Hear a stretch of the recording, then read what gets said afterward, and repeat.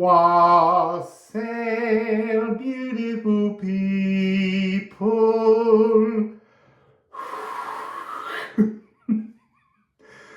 Too many sound waves in this space today.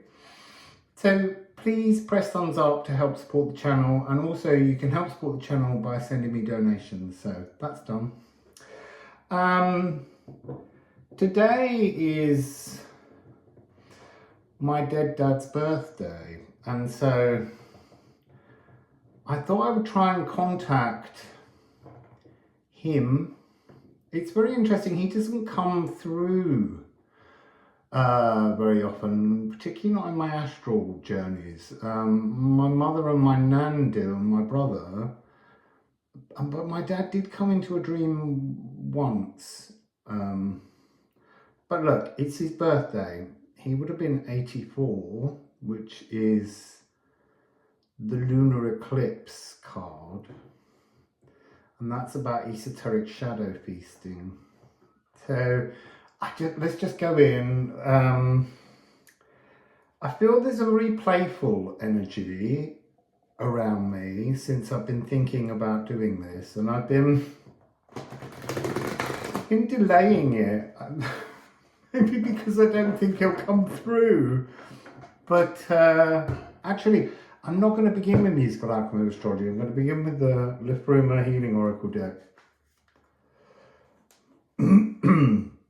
That card represents my nan, so even if he's not here, she is.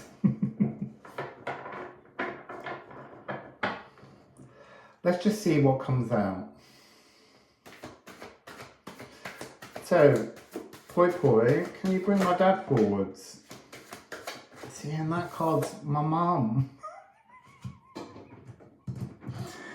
In many ways. It's not the main card of my mum, but it is a sub-card of my mum. And this morning, it's really weird. I was looking at number plates, because number plates often have maths numbers on them. And I remembered today that on the day my dad died, I went down to the sea because I thought I'd get in the sea and have a swim and let all of the grief out into the sea. And when I got down there, it was in Portugal, in a place called Cascais. The sea was really rough. I'd never seen it that aggressive, and I couldn't get in, but I could stand and watch it.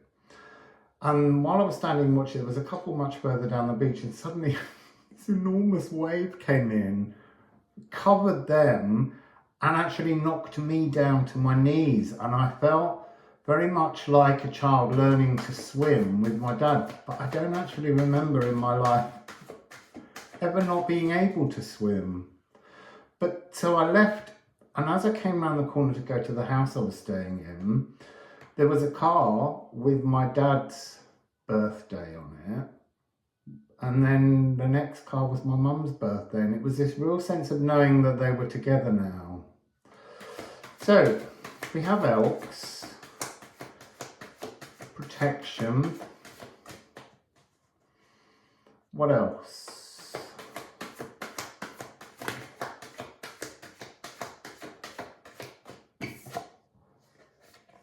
Support, spiritual support. This is talking about an energy of spiritual, spiritual support, but there's something in this frequency that's almost increasing. There's an increased energy of spiritual support around at the moment. And I don't think that's just to do with me and my father. It's a collective message. I'm not looking for a personal message. I've already asked him what he's getting me for my birthday. But I'm not telling. It's between me and him and the cards. Oh, treadle. So look, underneath this wackened. So there's something about, there is a support, an increased spiritual support coming through, and it is to do with the bark of trees. So go and hug a tree. I know that was yesterday's message. But it's also about treadle. Treadle is the visible silence before you begin to walk, with every single one of your steps being golden, being energetically beautiful. And Wakand is the world of the natural world, but it's more the eyes of insects and animals, animal totems, watching and waiting for you. They're increasing a frequency where they're calling for you to observe them. I want one more. There it is. Freedom, strength, oxen. Well, it's auroch, the giant, great big bulls that used to roam, the oxen that were enormous.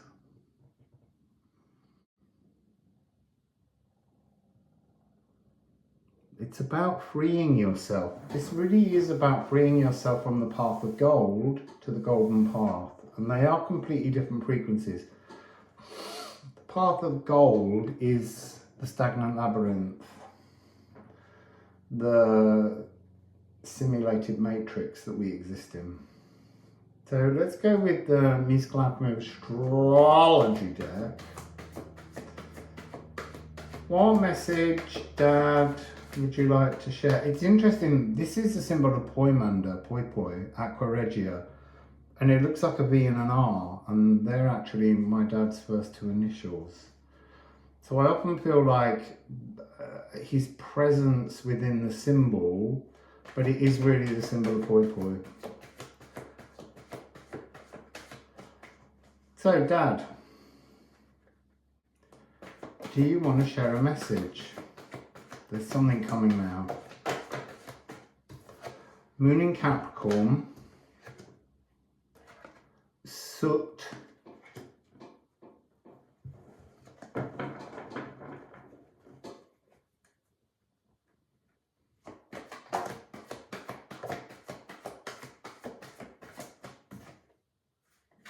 trine, vitriol,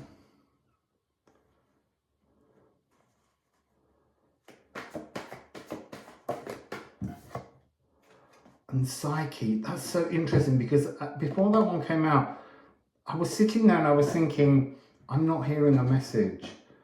And then suddenly with trine and vitriol and soot, the message began to form, and it was about accepting, how do I put this?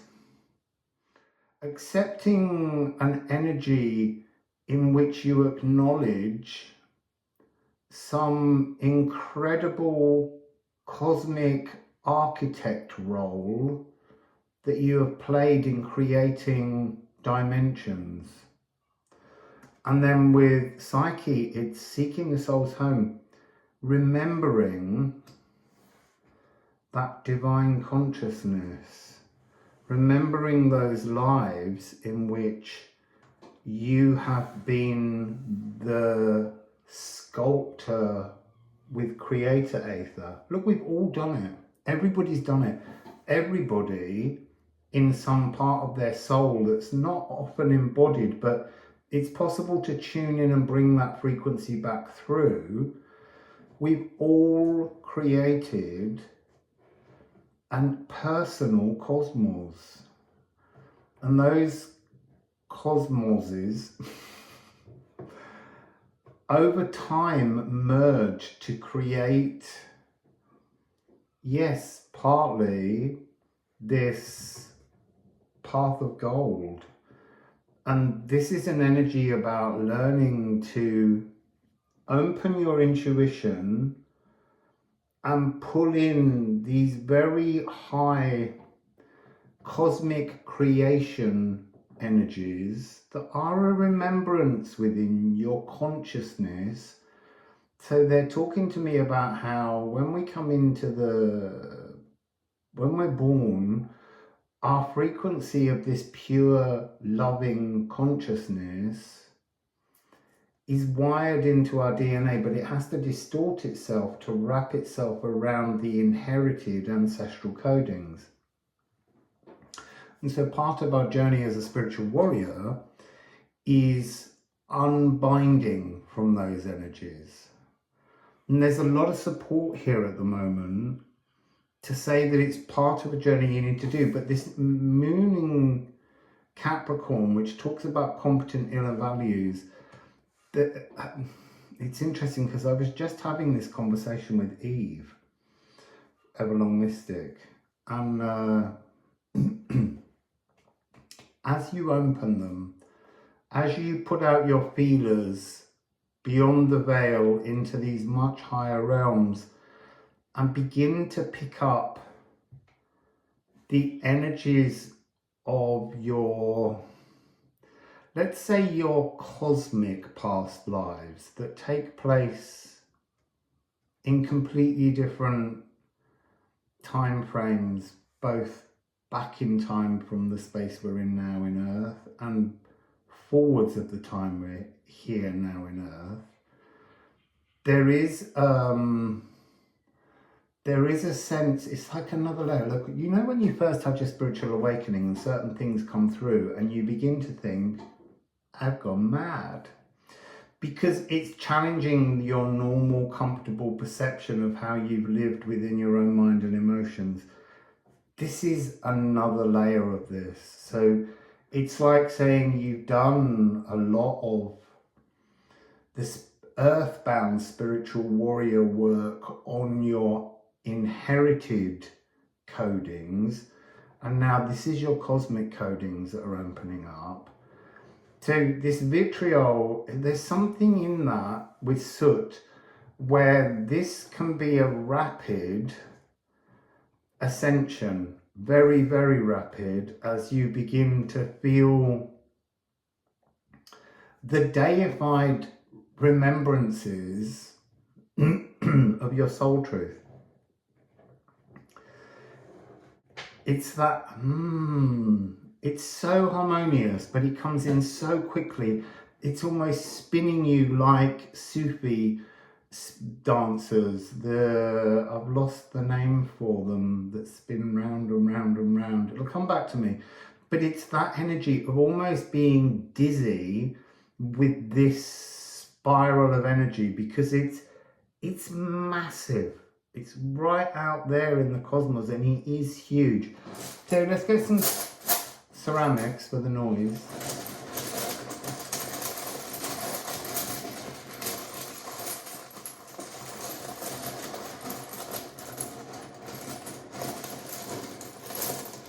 So I'm being drawn to this notion that, look, your original awakening was just a warm-up.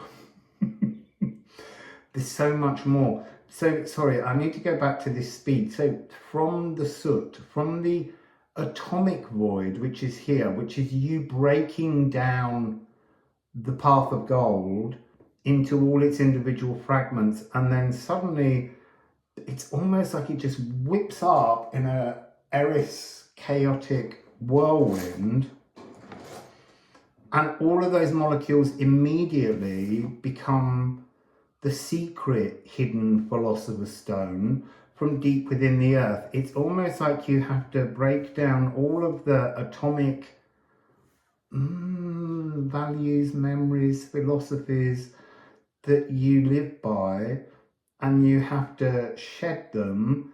And then when they're not within you but without you, then suddenly you have a clean frequency inside for this new energetic transformation. So yeah, it's burning down. The forest is burnt down. Your individual Yggdrasil tree is almost being removed by the work that you're doing, and you have to grow a new golden Yggdrasil. I don't know. I'm just saying what I'm channeling. Wendhorn.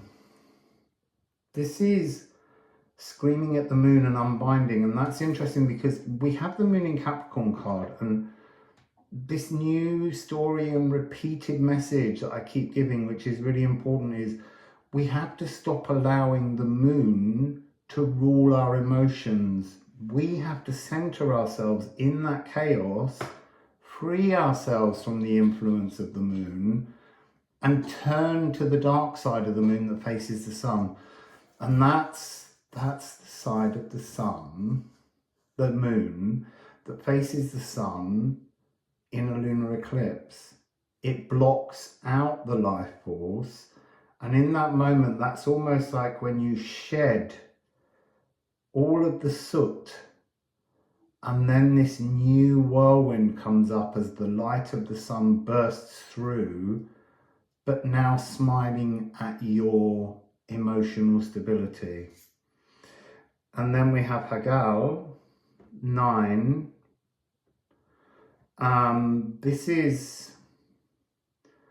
It's hailstones, and it's melting the things that hurt. That's the part of the spiritual earthbound warrior, the original exercise in removing troubled ancestral frequencies, and again moving to the other side of the moon, melting, also materializing, because hailstones, ice represents the salt rime from which Orthumbla, the holy cow, licked and licked and licked until the first beings, the giants, Buri, and came out of the salt rime. So there are cosmic gifts etched only in your name that are hidden within this salt rime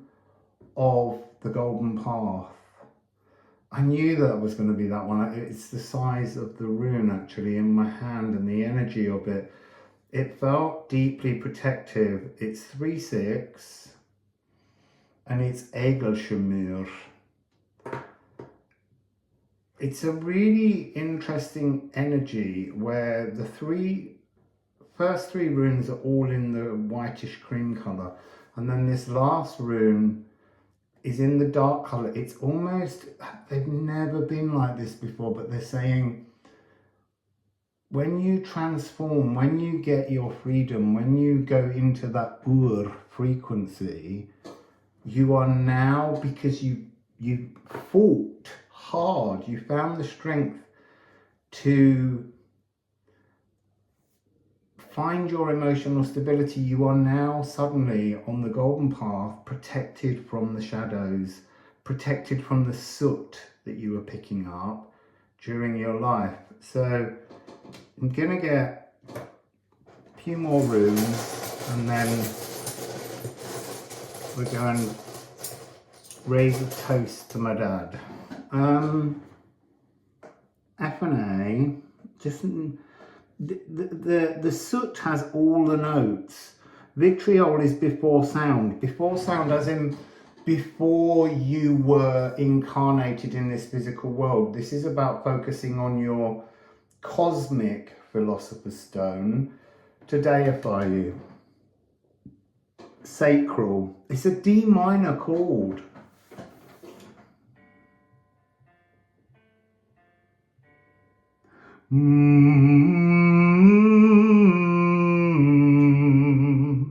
It's a very emotional chord, but it is an emotional chord because it's a minor chord that still has this slightly maudlin energy to it.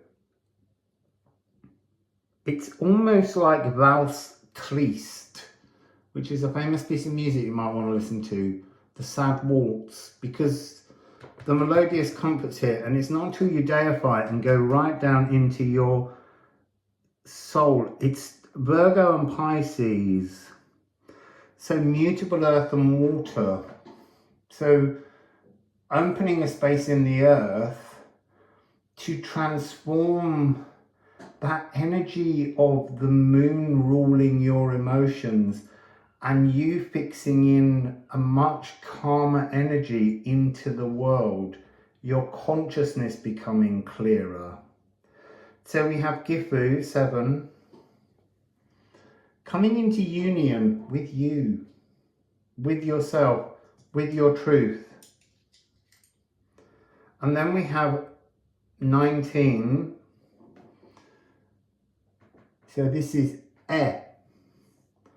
This is horsey, horsey, don't you stop. So it's almost like the horse that you are riding on is the path of gold. You got to get off that horse and you've got to walk. And that's the golden path. And then we have 22, Ing. This is Freya and the water meadow. It's the water phoenix. It's,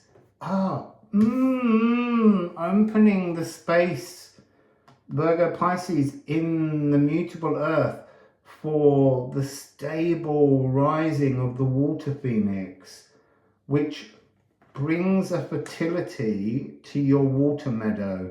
And your water meadow only blooms on the golden path. And then we have Wickercraft.